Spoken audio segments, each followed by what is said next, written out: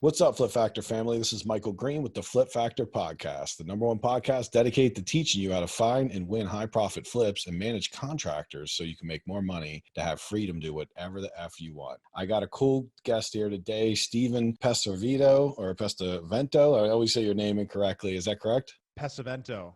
All right, I got it right the second time. Thanks, man. Thank you for being understanding, too. Steve knows I don't have an MBA, and I always talk about it, so I always want to make sure I say people's names right. He's an awesome dude. Steve also is the host of the Investor Mindset podcast, and we're going to talk a little bit about mindset with him because I think it's one of the biggest things in the business, and we're going to jump right in, man. So welcome, Steve, to the show. Hey, I'm excited to be here. Thanks for having me. Mindset is definitely key, and I'm excited to talk about it. Steve, tell us a little bit about yourself and your story and, how you got into real estate investing. So I, like so many other people, have had this dream, to have passive income. I read Rich Dad, Poor Dad when I was 17. My father had actually given it to me. Ironically, he doesn't do anything in real estate, but it kind of sparked that thought early on, and I went down the corporate path for a while. I always had this itch. I either wanted to be like Bob Vila and renovate houses and make them beautiful, or I wanted to be like Emeril Lagasse, be a chef and make amazing food. I went down that path for a while, and I realized it wasn't the lifestyle that I was looking for. And fortunately, when I finally did jump into real estate about 3 years ago, I found some great mentors. I started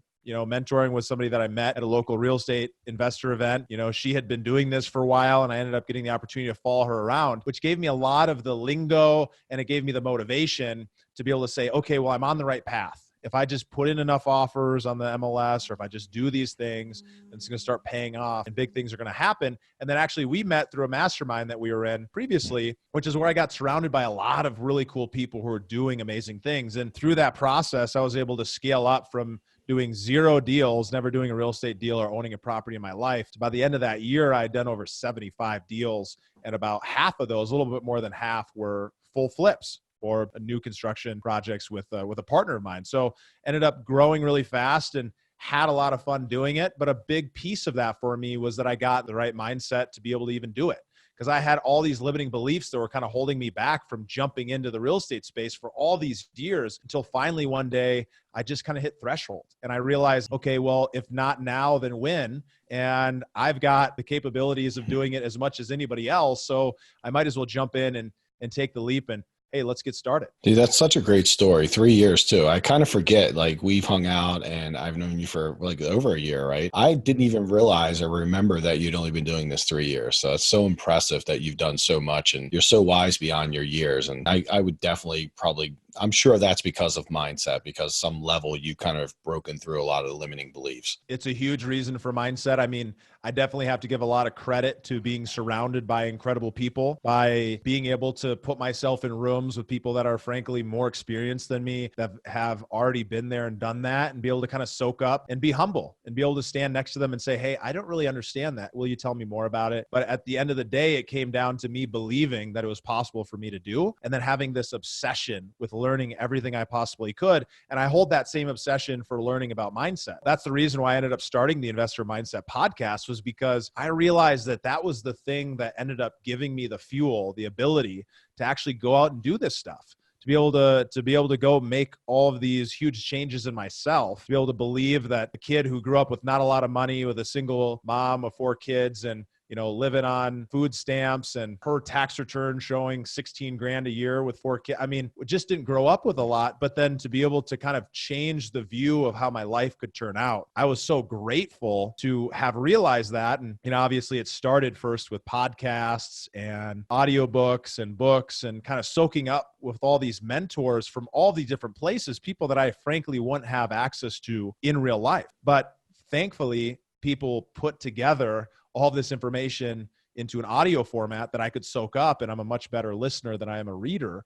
And so fortunately, I started just packing my mind with all this stuff. And like I said, the reason I started it, because I wanted to start doing that for other people. And it's the same thing that all of your listeners get when they get to soak in all of your knowledge, right? You've been doing this for so long, and I know all of them are so grateful. And the ones that aren't, let's change that right now and recognize that you choose how you feel and how you think, and be grateful for the fact that somebody with so much experience is going to take time out of their day to share some of that experience. And it's been a fun journey ever since. It's a really powerful thing you talk about. I got into the game about 10 years ago, and obviously 3 years ago, there was so much information out there, but 10 years ago, nobody wanted to share. There was this whole like secrecy, like, no one would share the good stuff. And you had to pay a lot of money to even learn a little bit of the not so good stuff. Now it's like, there's podcasts, there's YouTube videos, there's Facebook. Everyone's teaching everything. There's an air of transparency is amazing. So your ability to, like you said, soak things in and learn and take this to the next level, it's never been easier than it is right now, in my opinion, at least. I tend to agree. I think there's so much information out there, and there's so many people who want to share and want to pass along that info because they've already made the money and they want the fulfillment, right? And so I think there's a lot of great information out there. I think one of the challenges today is that there's so much information that people can get stuck in this place of, I'm just going to be learning forever,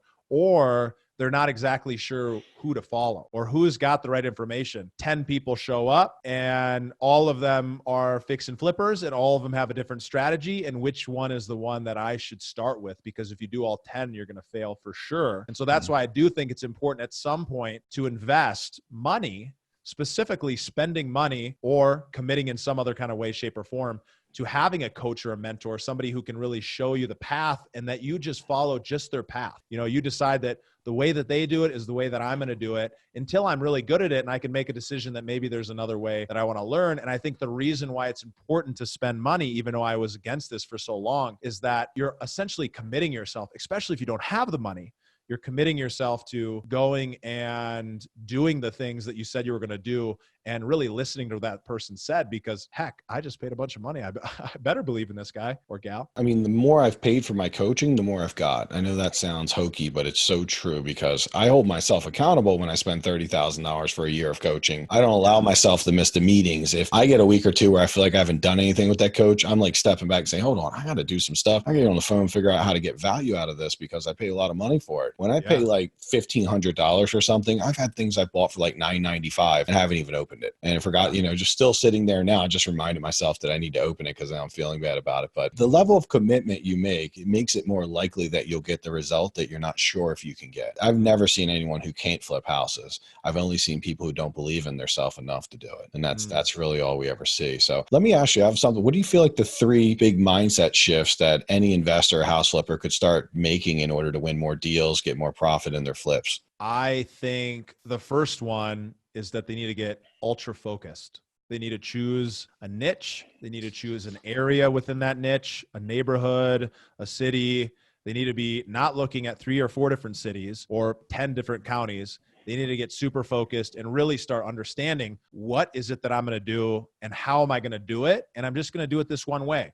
I'm either going to stop doing it this one way and I'm going to do it a different way, but I'm going to commit for a period of time that I'm going to do this. And that way, with that ultra focus, by doing just one thing, you know exactly what it is that you're supposed to do. And at the end of, say, 3 or 4 or 5 or 6 months of truly committed action taking, maybe that's a month for you if you're really hitting it hard, but you've done it long enough for you to know, okay, well, this is either working or it's not working. And if it's not working, I know it's because it's the strategy or my implementation of it. And it's not because I'm trying to do 10 different things at once. I've seen that a number of times with people. I interviewed Joe Fairless, who is really well known in the industry. He's got over $750 million of assets under management, and he's a multifamily guy. But I share his story just to kind of point out that the reason he was able to do that is he was only doing one thing. For him, it was the podcast, one of his big focuses, and his asset was multifamily. And so the podcast connected him with a lot of people,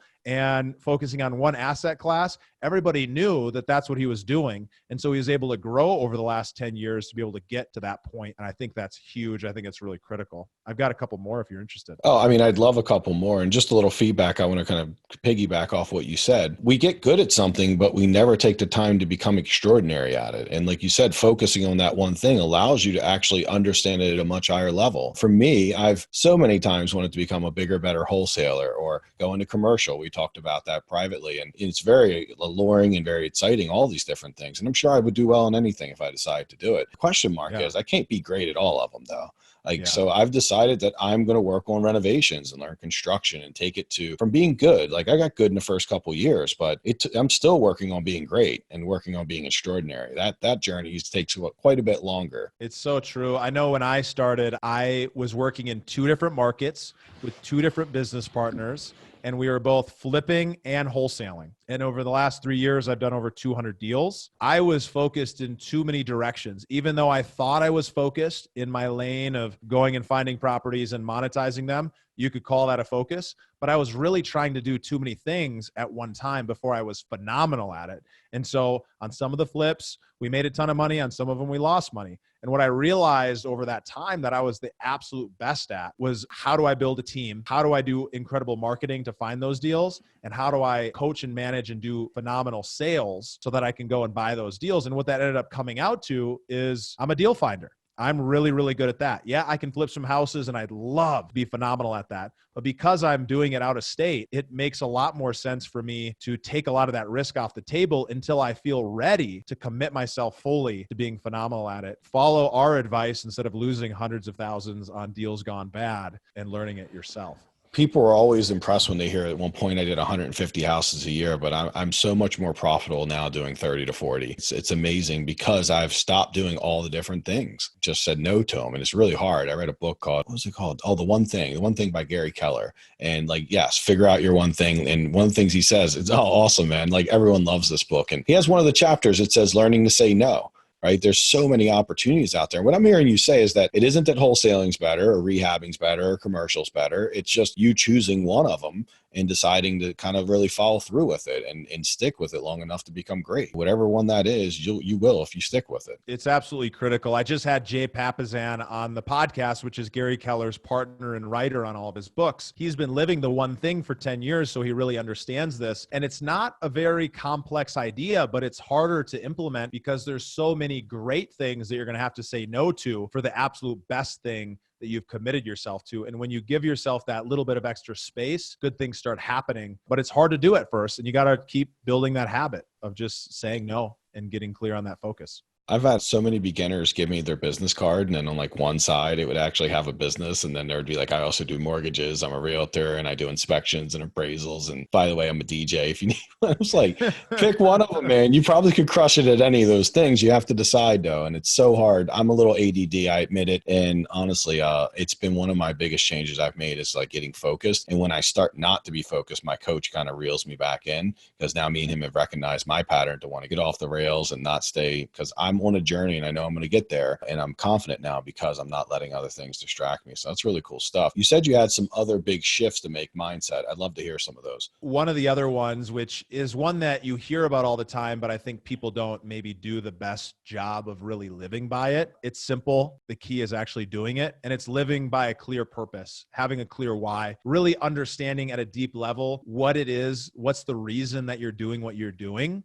And more importantly than understanding what that reason is being emotionally attached to it. And so let me give you an example of what I would want you to feel like if you found out you weren't going to be able to accomplish what you were trying to do. And so if you are so clear on your purpose that when you think about it not happening, you want to cry or you want to smash things or you want to get angry or however you put out those negative emotions in the world. If you can get so attached that when it doesn't happen, you are really hurt inside, you feel like you're really missing out on something, or when you picture or visualize how like actually accomplishing, living up to that purpose, that you feel like euphoric inside, you feel joy, you feel happiness, you feel love. If you can get yourself emotionally attached to whatever it is that is your purpose and your reason, and you can live by that, it acts like rocket fuel. And most of the people that I've talked to that are really successful have a clear reason on why they're doing what they're doing, and they're attached to it. And that ends up really driving them forward. It's really powerful. I mean, for years, the reason I feel like I wasn't as successful as I could be is I didn't have a clear purpose. I thought, make money. I feel like that, don't you feel like that's a lot of people's clear purpose? Or they, oh yeah, I have a clear purpose. I want to make money. I want to be rich. It's not very clear though, is it? It's not super clear. And I've been doing this little project. I've been interviewing a lot of real estate investors at different levels, not for the podcast, but for a mini mindset mastermind that I've been putting together. And what I found after interviewing all these people and understanding what some of the problems that they deal with, focus is one of them. Consistency of the action that they need to take is the other, even though they know exactly what to do. But a big thing that comes out was purpose. A lot of people were saying to me, yeah, I want to make $1 million a year in my wholesaling business, or I want 10,000 units in multifamily. And when I asked them why that was important to them, a lot of them kind of got tripped up. They were like, well, my coach told me that I could make $1 million, or a wholesaling business should make $1 million, or I just thought the goal that I had was too small. And so I wanted to make it 10 times bigger. What I think is wrong with that kind of a way of looking at it, sure, it's great to set big goals. I love big goals, but we really want to know emotionally why it's important and why that's a must for us. Otherwise, when we only get 900,000 in our wholesaling business, we're going to be like, oh, well, that's pretty good. A usually follow-up question is like, well, what would you settle for? And when people are like, oh, well, I'd be happy to make like 100,000 a year. Well, it's like, okay, well, why is that important? And so if you keep asking yourself why and what's below the surface and why that's important, you start getting to be able to connect to it. And a lot of people will say something like, oh, well, it's my family. Or they'll show a picture of their kids on a slide at a mastermind or a speaking event. Being like, oh, it's for the family isn't good enough. You need to know, why is that important? What is that feeling that you're going to have when you look at your daughter in the eye and you're not able to give her what you believe that she deserves? You're not able to pay for that trip or college or that house payment. And you need to get so connected to that nothing will stop you from succeeding. And I know I just went on a huge tangent there, but Dude, that I'm was, passionate about this topic. thank you so much. I mean, obviously the listeners, that's a tremendous amount of value you just gave, and everything you said is so spot on. One of the things I can add, like when you talked about like going for 900K and then you're like, you don't get there, you're unhappy. What I experienced was, and I think this is what drove me to want to do more and more volume every year, is I realized that like at first it was like when I was doing 20 a year, it's like, okay, if I could do 40, then my life would be great and I would be someone and everyone would respect me. And then I get to 40 and I'm unsatisfied. And then next thing you know, I'm doing 60, 70, 100, 150. It didn't stop until 7 years later. I'm doing 150 houses a year. I'm working every hour of the day. And I'm just sitting there reflecting. And my partner, who's 20 years older than me at the time, is like, why are we doing all this? Like, what is this for? We're making less and less money as we do more and more volume. And we're never satisfied. Like we always thought when we get to this next place, we never had satisfaction because we were not connected to a purpose. We were just like, make money. We were competitive, right? We were trying to beat our own best last year. And I'm glad I did it. And I'm glad I learned from it. But the first thing my new coach, when I split with my partner and we decided to kind of scale down, he gave me the exact advice that Steven gave me. It was like, why? He just kept asking me why. To trip up, I didn't even have an answer. I mean, I was like, oh, because I want money. I really did not sound very intelligent for someone who had done so much, because when you talk about the why and the purpose, if you haven't thought about it or spent a lot of time with it, you will not really have a very intelligent answer around it. And I don't think there could be something more important. Basically, what I heard you say is like the purpose is the glue to all these accomplishments. It's the reason for it. It's the reason that you're going to keep getting up every day and working towards the thing, or it's the reason that you're going to stop, because it's not about the money. The money is important. I want to make a ton of money, and I'm sure you do too. But below the money is, what can the money do for you? What's that money going to make you feel like? What's it going to be able to open up? What's the possibilities around it? And when you can get connected to that, and then you realize whether those things are actually the things that you actually want, because there's a lot of things that we think we want. We think we want that recognition, and then we get it and we realize that it's fleeting, and then we can only do more and more and more. That just opens up a new opportunity for some personal work we don't have time to get into right now. But I think once you can get connected to that, it will change your life. And there's so many people that'll listen to this and they'll still do it anyhow, because some of us need to see it with their own eyes. And probably I was that guy. Someone totally could have gave me this advice in the first couple of years and I would have not listened to it. It took me being and going through the process to really be open to this advice. So I'm hoping everyone who's listening is listening to Steve closely and really taking this to heart. I mean, some really big stuff that he's talking about right now. Like I said, it took me 7 years to figure it out. This guy's been doing it 3 years and he's already talking like a Yoda master, which I love. It's one of the reasons I like him. And I think you're an awesome guy, and your show's great show for everyone. The Investor Mindset. If you guys definitely want to check that out. Steve, tell us a little bit about like what advice would you give to a new flipper? I mean, obviously mindset plays such a huge role in whether someone will actually make it as a flipper or not. I think one of the things is just understanding that it's going to be a journey, that you're going to fail, things are going to suck, you're going to hate some of the people that you're dealing with, but that when you run into those challenges, you want to redefine them. You You want to look at that as, oh, well, hey, what can I learn from this? How is this actually an opportunity and how can it drive me forward? Again, this is one of the biggest things that I've seen out of the 55 plus people that I've interviewed, all top level real estate investors, is that a lot of them that have dealt with challenge, Mike, you're a perfect example of it. That challenge is actually the thing that made it possible for you to be who you are today, and they appreciate it. So they don't hide from it. And for a long time, you're going to hide from it. You're going to feel like this sucks. I'm dealing with these problems, but stuff's going to go wrong in your business. And so if you just acknowledge that up front, you're ready for it, and you're ready to redefine the challenges that you're going to deal with, things are going to they're going to go better. You're going to be happier. You're going to be able to keep fighting the good fight without wanting to give up because, some contractor walked off the job or the property didn't sell for what you thought it was going to and your whole life savings is gone. That might happen. But when it happens, you're going to know that, hey, well, if I just lost 50,000 doing this, I could also probably make 50,000 on the next one. Probably just got to get back up on that horse and keep riding. So that would be the first thing going into it. The second is just find really good mentorship.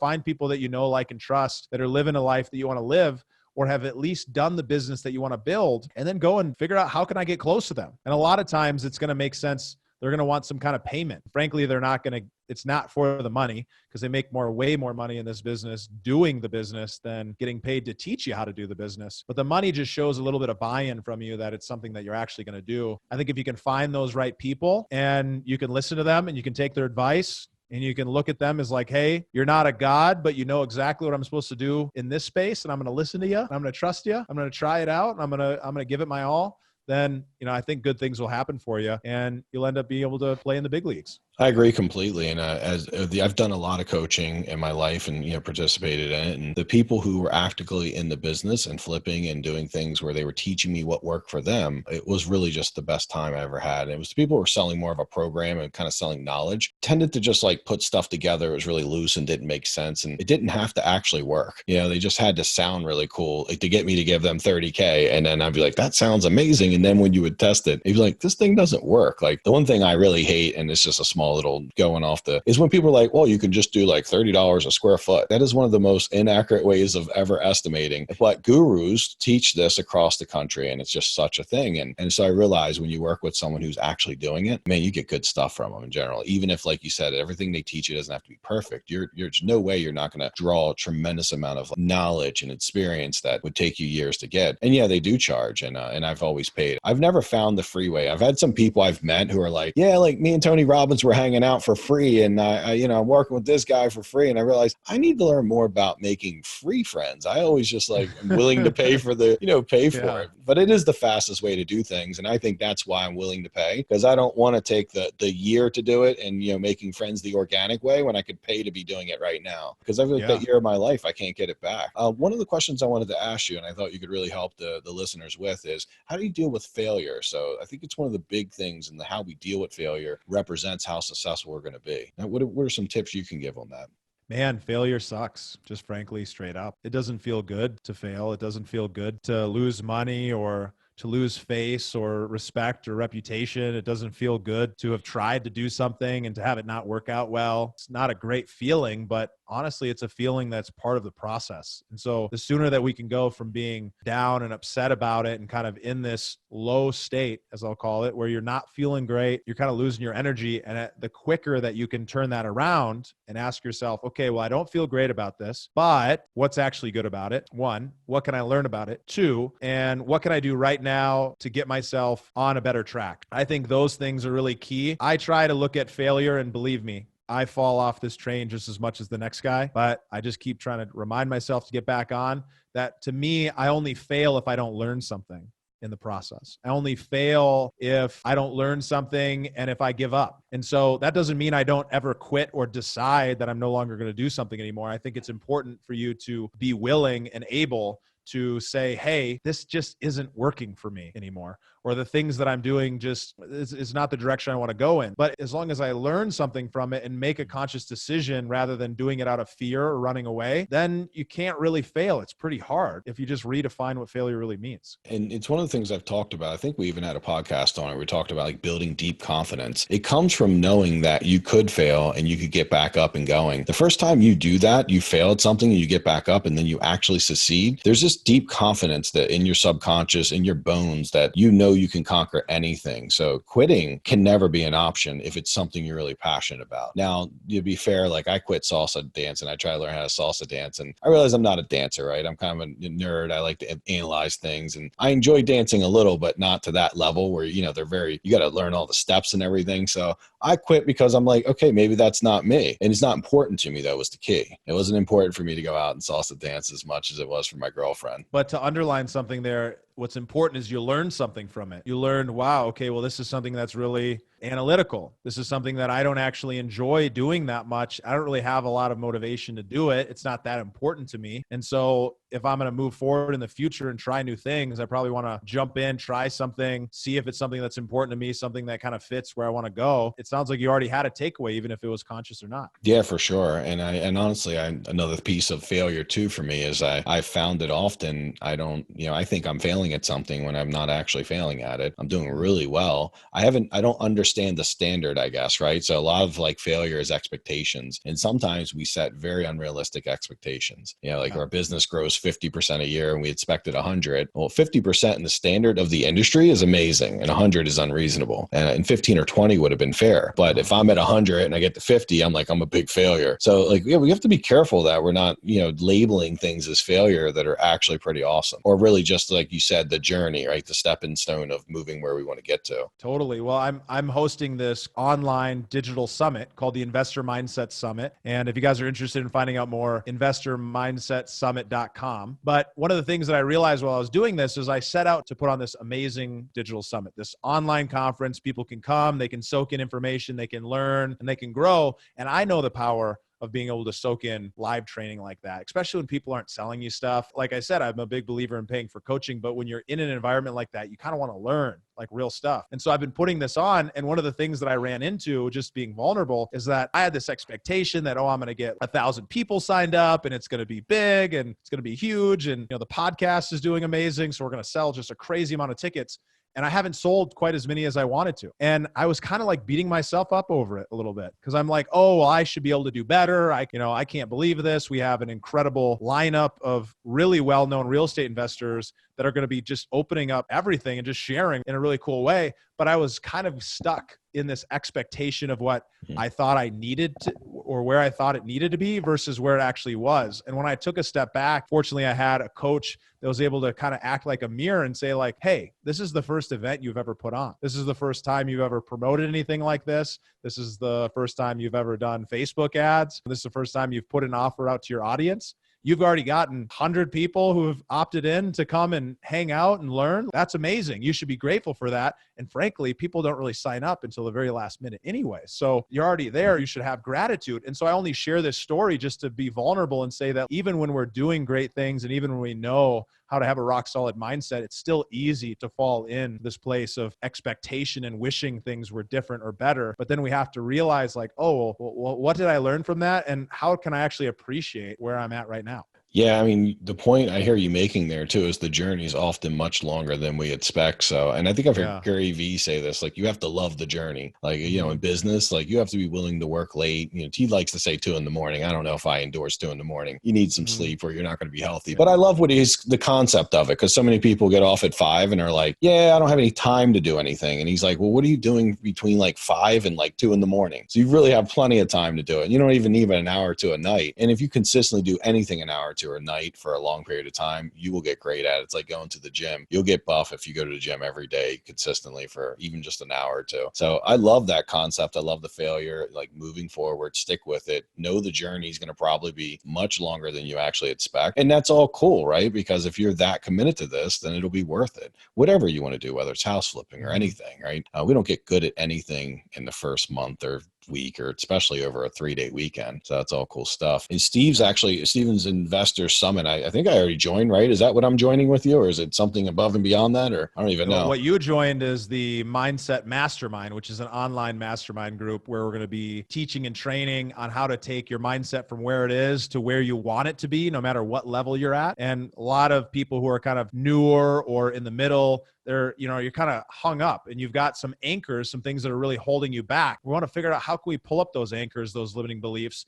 and really set an action plan for you to move forward faster so you can actually start implementing the tactical things that you know you need to do, but for some reason you're just not doing. You actually joined that, which I'm really excited about. Trevor McGregor is a former Tony Robbins coach with over 25,000 hours of coaching experience and a real estate investor as well. He's going to be leading up the training on that, and then we'll be facilitating some in-depth discussions and accountability within that group. So I'm excited to have you. Dude, I'm excited to be in it. As soon as he said one thing about it, I was like, I'm in, dude. Like, I got some training, and honestly, it was pretty affordable. And I think the value of mindset right now is huge. And that's why I loved having you on the show. I think the students, the family, everyone who's listening to this, like, you have to really pay attention to this and take this serious. I almost believe that there's only two reasons you fail as a house flipper. One is you just didn't understand how to do it or learn the proper ways. But mindset often is the reason that we don't go ask for help, right? That we want to, it's the reason I sit there for 5 hours trying to put an IKEA desk together instead of actually reading the instructions, besides the fact that I don't think they're in English. But, ultimately, we'll sit there as men. We don't want to ask for help and we don't want to be vulnerable. And we're fearful of that. It almost seems like, for some of us, it seems like weakness. Once I got a coach, I've never turned back since then. It took me until I was 31 to get my first coach and first person to help me. And from there, I've just, it was instant, like, oh my God, this is a shortcut. And I like shortcuts. I don't like taking 5 years to learn something I can learn in 5 months. This is awesome. So anyhow, exactly. I'm really excited about that. Steven, tell us, what do you think a great book for the listeners would be to listen to mindset wise? There's so many of them. One that I'm really excited about right now, if you're watching the video, you can see behind me, called The Go Giver. It's a phenomenal story that's really talking about the power of giving. When you give first and you come from this place of generosity, amazing things start happening for you in your life. But the book that we talked about earlier, The One Thing, I think that is a book that will change everybody's life, especially because one of the biggest issues that people have outside of limiting beliefs, outside of their mindset not being in the right place, is that they're trying to do too many things. And so if we really key in on what is our one thing, how can we get that focus, and how can we put the right habits in place to stay focused and to kind of protect that focus time, it's a game changer. Plus, Gary Keller and Jay Papasan are just incredible people. They've written a ton of phenomenal books, and it actually sounds like they're coming out with another book soon, which they haven't for a while. So I'd really recommend The One Thing. I love that book. We actually did a book club on that at my old company, and we just read like a chapter every week, and it's that powerful. I've read it at least 5 times, and I don't feel like I've not gotten something new out of it every time I read it. So you read it every 6 months, you'll see it differently. You're evolving as a person, so you'll intake it much better. It's interesting when you talk about focus. When you really think about a flipping business, if you were just to focus on one neighborhood and say, you know what, I'm going to know that neighborhood, and there's not going to be a deal that happens that I'm not going to be part of or compete for, you could easily do 10 houses in just one neighborhood a year. Because you understood it, and you were the master, you knew what to sell them for, how to do the work, and you were good at everything, you literally could probably make $40K a house and make $400K a year just doing 10 houses. I've seen so many business models where people are doing 50, 60, 70 deals a year. They're making 150 grand. They're in 6 markets, or they're in 2 markets, and they're working everywhere. I service multiple states and I do all these different things. And it literally just drives your profitability down, like not being specific. And I think sometimes we feel like,